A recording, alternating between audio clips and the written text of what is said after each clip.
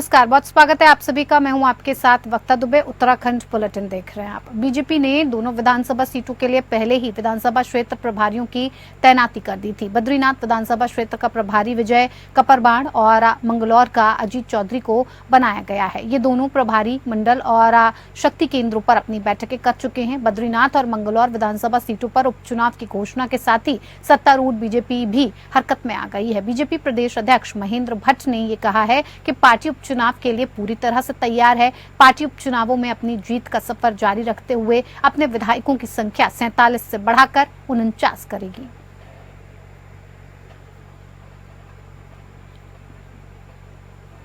तो बद्रीनाथ सीट पर राजेंद्र भंडारी को टिकट और उपचुनाव के लिए देखिए घोषणा कर दी गई है। 2 सीटों पर उत्तराखंड में उपचुनाव होना है। बद्रीनाथ और मंगलौर सीट पर ये उपचुनाव हो रहा है और विधानसभा उपचुनाव के लिए भारतीय जनता पार्टी भी पूरी तरह से तैयार नजर आ रही है और इसके लिए बद्रीनाथ सीट पर राजेंद्र भंडारी टिकट मिलने के मजबूत दावेदार नजर आ रहे हैं। साथ ही साथ उत्तराखंड में 2 सीटों पर उपचुनाव की घोषणा की गई है और इस घोषणा के बाद आपको बता दें बीजेपी भी पूरी तरह से हरकत में दिखाई दे रही है। बीजेपी प्रदेश अध्यक्ष महेंद्र भट्ट ने भी ये कहा है कि पार्टी उपचुनाव के लिए पूरी तरह से तैयार है और उपचुनावों में अपनी जीत का सफर जारी रखते हुए अपने जो विधायक हैं उनकी संख्या को अब 47 से बढ़ाकर वो 49 करेगी।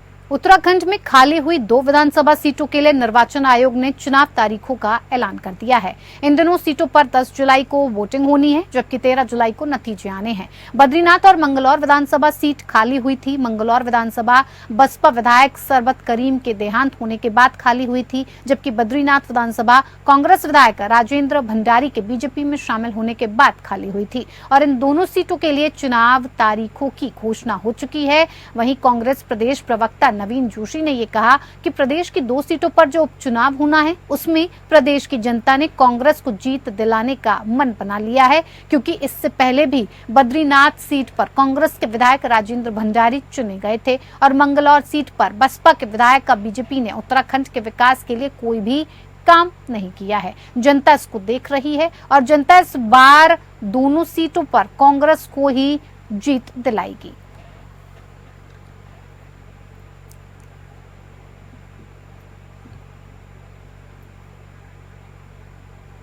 चुनाव की तारीख आई है, हम उनका स्वागत करते हैं।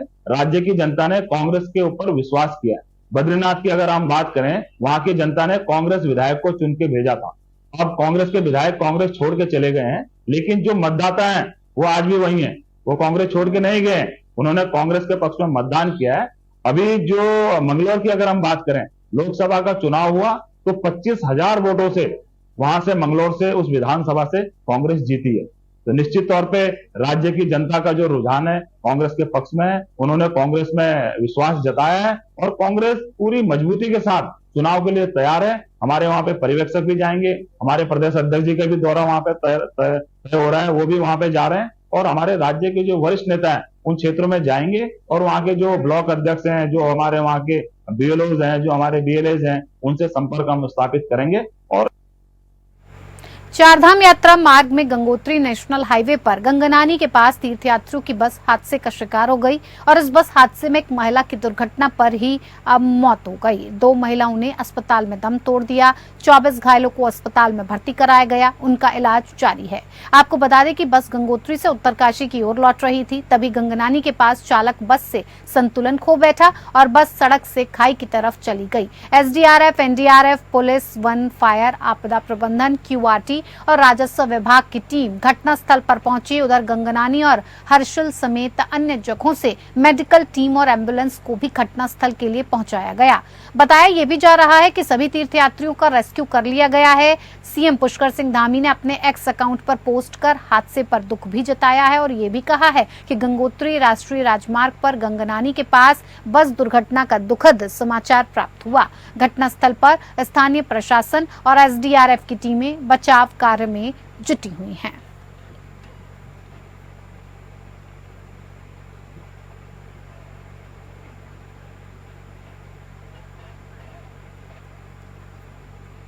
इधर मुख्यमंत्री पुष्कर सिंह धामी ने दिए गए निर्देशों के क्रम में जिलाधिकारी सोनिका ने एनआईसी सभागार में उपस्थित रेखीय विभाग अधिकारियों को निर्देशित किया कि आगामी मानसून से पूर्व आपदा के दृष्टिगत समुचित तैयारियां पूर्ण की जाएं। उन्होंने निर्देश दिए कि नदियों का चैनलाइजेशन कार्य, नाली और नालों की सफाई कार्य पूर्ण कर लिया जाए। उन्होंने मानसून के दृष्टिगत 15 जून तक सभी तैयारियों को पूर्ण करने के निर्देश दिए। आपदा के दृष्टिगत जनपद के सुदूरवर्ती क्षेत्रों में गर्भवती महिलाएं जिनका प्रसव तिथि मानसून काल में है, उनको चिन्हित करते हुए आपदा के दृष्टिगत सुरक्षित प्रसव वाले पर स्थानांतरित करने की व्यवस्था बनाने, मानसून सीजन के दृष्टिगत मरीजों और गर्भवती महिलाओं के लिए आपातकालीन स्थिति में हेली एम्बुलेंस की व्यवस्था रखी जाए। जनपद में पुराने पुलों का सेफ्टी ऑडिट के साथ ही भूस्खलन वाले क्षेत्रों को चिन्हित करने और वहां के निवासियों को अन्यत्र स्थानांतरित करने की व्यवस्था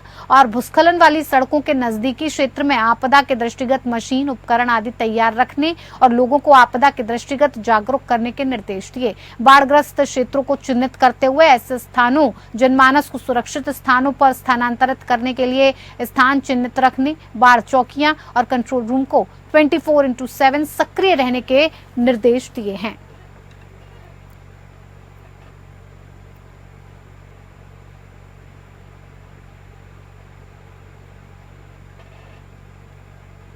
देहरादून के विभिन्न स्थानों पर मुख्य मार्गों पर स्मार्ट सिटी परियोजना और अन्य कार्यदायी संस्थाओं की तरफ से किए जा रहे निर्माण कार्यों के कारण उक्त स्थानों पर यातायात का दबाव बढ़ने और यातायात व्यवस्था के प्रभावित होने के दृष्टिगत वरिष्ठ पुलिस अधीक्षक देहरादून ने नगर क्षेत्र अंतर्गत यातायात के दबाव वाले क्षेत्र का स्थलीय भ्रमण किया। भ्रमण के दौरान एसएसपी देहरादून ने विभिन्न मार्गों पर चल रहे निर्माण कार्यों का जायजा लेते हुए उपस्थित अधिकारियों से निर्माण कार्यों के पूर्ण होने की समयावधि की जानकारी ली। इसके अतिरिक्त सड़क किनारे अव्यवस्थित रूप से रखी गई निर्माण सामग्री, जिसके कारण यातायात व्यवस्था अनावश्यक रूप से प्रभावित हो रही है, उसे संबंधित कार्यदायी संस्था के समन्वय स्थापित करते हुए व्यवस्थित ढंग से रखवाने के निर्देश भी दिए गए, जिससे ऐसे स्थानों पर यातायात के दबाव को कम किया जा सके।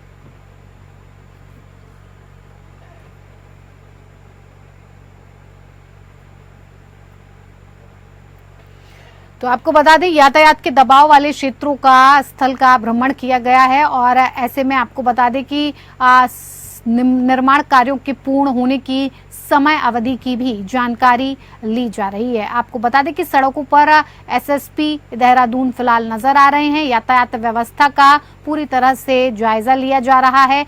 सड़कों पर यातायात के दबाव वाले जो क्षेत्र हैं, उन्हें किस तरह से पूरी तरह से फ्री किया जा सकता है, इसको लेकर पूरी जानकारी ली जा रही है। निर्माण कार्यों के पूर्ण होने की भी पूरी जानकारी ली जा रही है कि कितने वक्त में ये कार्य पूरे कर लिए जाएंगे।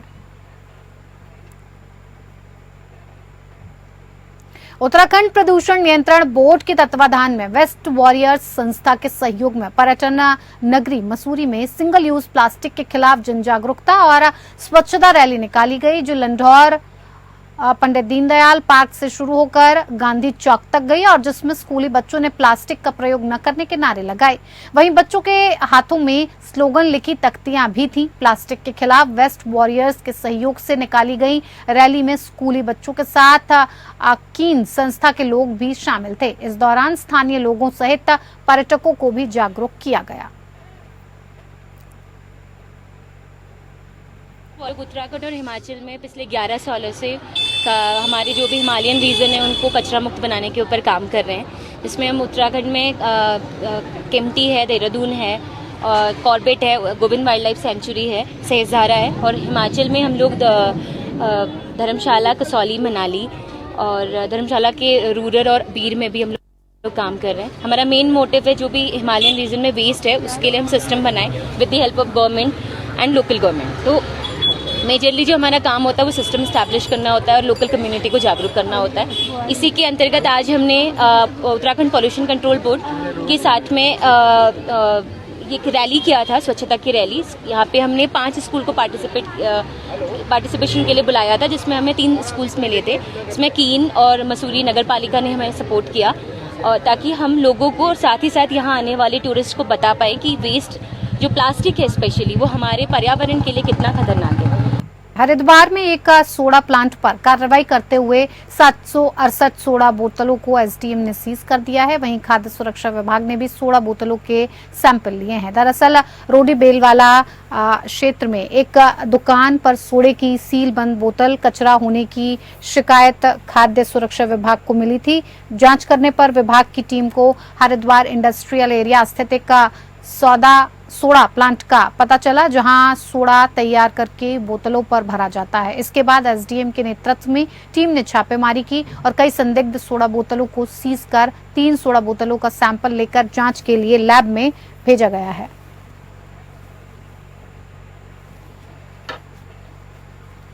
सूचना मिली थी कि रोडी बेलवाला में जिसको सोडे की बोतल या बंटे की बोतल के तौर पे जाना जाता है वो साफ़ नहीं है। उसमें फूड सेफ्टी डिपार्टमेंट की तरफ से जोशी जी और उनकी टीम ने जाके चेकिंग करी। 4 बोतल का सैंपल लिया जिसमें उनको विजिबली दिखाई दे रहा था कि कुछ कचरे जैसा है।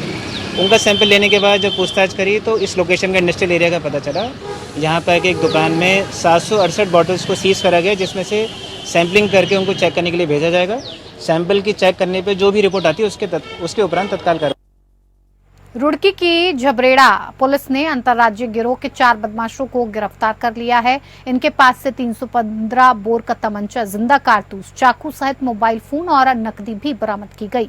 पकड़े गए बदमाश हरियाणा और उत्तर प्रदेश के रहने वाले हैं। पकड़े गए बदमाश सुनसान इलाकों पर खड़े होकर आने जाने वाले वाहनों को लूटने का काम करते थे। हाल में इन बदमाशों ने झबरेड़ा थाना क्षेत्र के देवबंद रोड पर गोकुलपुर में बड़ी वारदात को अंजाम दिया था। ये बदमाश भगवसनपुर थाना क्षेत्र में किराए के कमरे में रह रहे थे और रात में अलग अलग रास्तों पर लोगों से लूट करते थे। फिलहाल एसएसपी परमेंद्र सिंह डोभाल के नेतृत्व में पुलिस टीम ने इन बदमाशों को गिरफ्तार करने में कामयाबी हासिल की है। थाना झबरेड़ा के इकबालपुर पुलिस चौकी के पास में 9 तारीख की रात को ऋतिक द्वारा पुलिस को ये बताया गया था कि उसके साथ में 4 अज्ञात युवकों द्वारा लूट की गई थी, जिसमें उसकी बाइक, मोबाइल और उसके जो भी नकदी है वो सारी छीन ली गई थी। तत्काल थानाध्यक्ष द्वारा इस पर कार्रवाई करते हुए 392 में अभियोग पंजीकृत किया गया और पूरी टीम को लगाते हुए आज 4 युवकों की इसमें अरेस्टिंग हुई है। चारों ही युवक जो है वो या बागपत के और अन्य शहरों के हैं, बागपत के, मुजफ्फरनगर के और एवं सोनीपत के भी हैं।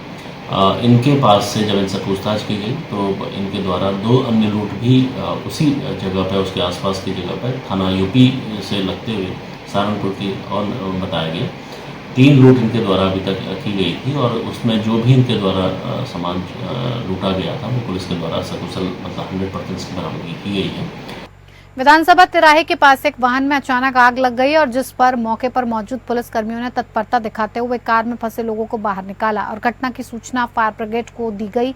मौके पर पहुंची दमकल की गाड़ियों ने गाड़ी में लगी आग को बुझाया। बताया जा रहा है कि कार सवार सभी व्यक्ति बिजनौर से देहरादून सहस्त्रधारा घूमने के लिए जा रहे थे। तभी विधानसभा तिराहे के पास अचानक कार में आग लग गई। आग से किसी प्रकार की कोई जनहानि नहीं हुई है। आग लगने के कारणों की जाँच पड़ताल की जा रही है।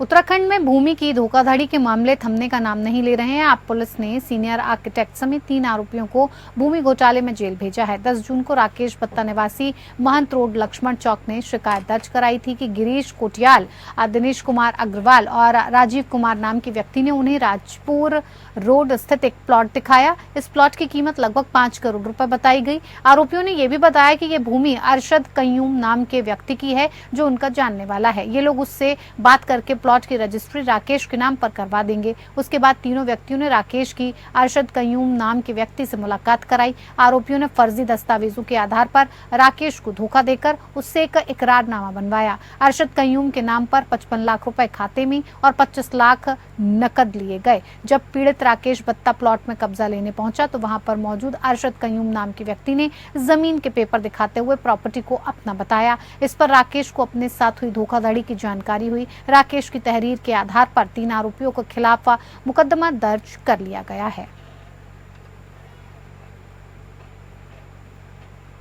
उत्तर प्रदेश के पूर्व उप मुख्यमंत्री और मौजूदा राज्यसभा सांसद दिनेश शर्मा व्यक्तिगत रूप से उत्तराखंड दौरे पर पहुंचे थे, जहां कैबिनेट मंत्री गणेश जोशी के आवास पर भी वो रुके। साथ ही देहरादून से सुप्रसिद्ध मंदिर टपकेश्वर महादेव में उन्होंने पूजा अर्चना कर भगवान भोलेनाथ का आशीर्वाद भी लिया। उत्तराखंड पहुंचने पर मुख्यमंत्री पुष्कर सिंह धामी की भी दिनेश शर्मा ने जमकर तारीफ की। राज्यसभा सांसद दिनेश शर्मा ने बताया कि मुख्यमंत्री धामी ने उत्तराखंड के भीतर विकास को बढ़ावा देने का काम किया है, जिसकी वजह से उत्तराखंड की जनता ने 5 लोकसभा सीटों पर बीजेपी को जीत दर्ज करवाई है।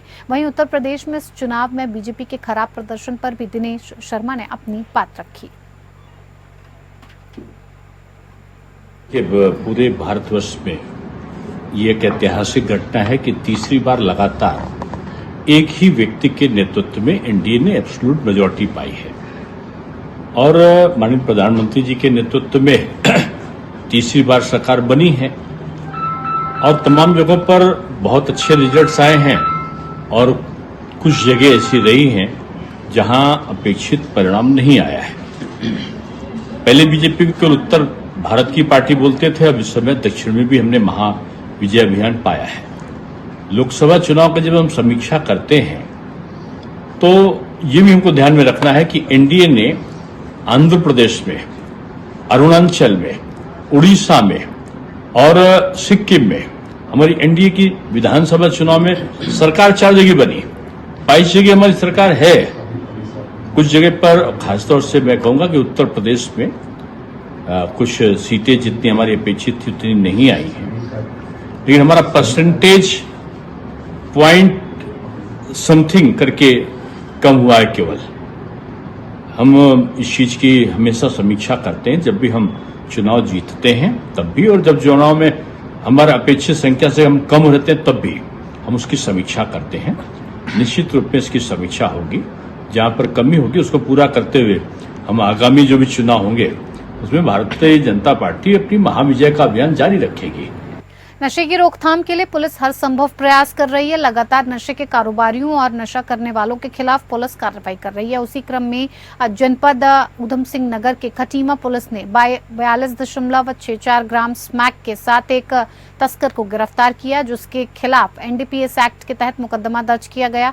वहीं एसपी क्राइम चंद्रशेखर घोटके ने पूरे मामले का खुलासा करते हुए ये बताया कि खटीमा पुलिस ने 42.64 ग्राम स्मैक के साथ एक तस्कर सलीम अहमद निवासी इस्लाम नगर खटीमा को गिरफ्तार किया और उसका आपराधिक इतिहास है। पूर्व में भी इस पर 4 मुकदमे दर्ज हैं, जिसमें 3 एनडीपीएस एक्ट के हैं और एक मुकदमा 302 का है। साथ ही जेल में भी रहा है और आदतन ये एनडीपीएस के काम करने का आदी भी है, जिसके खिलाफ एनडीपीएस एक्ट के तहत मुकदमा दर्ज कर न्यायालय के समक्ष भेज दिया गया है।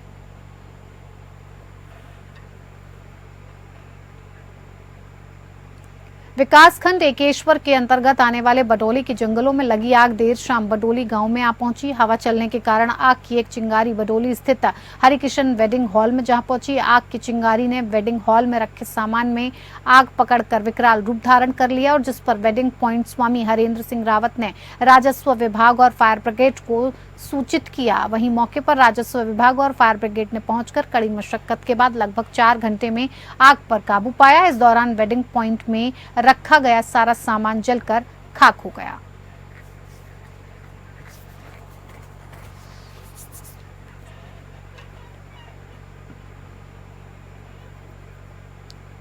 चलिए, इस बुलेटिन में इतना ही। नमस्कार।